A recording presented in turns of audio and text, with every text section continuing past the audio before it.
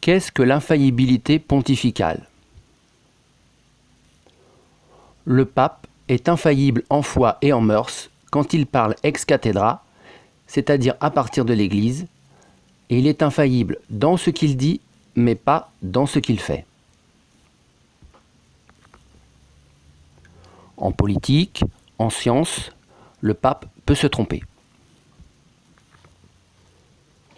On dit souvent, le pape, c'est un homme, donc il peut se tromper.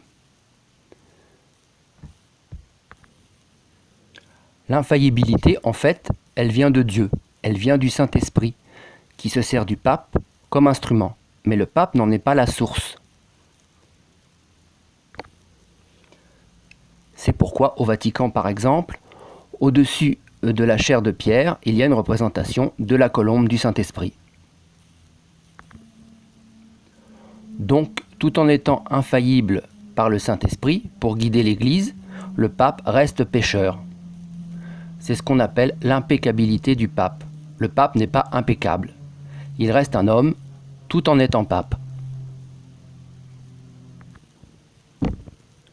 Donc, nous pouvons avoir de bons papes, suivant qu'ils obéissent pour eux-mêmes au Saint-Esprit ou non, ou de mauvais papes.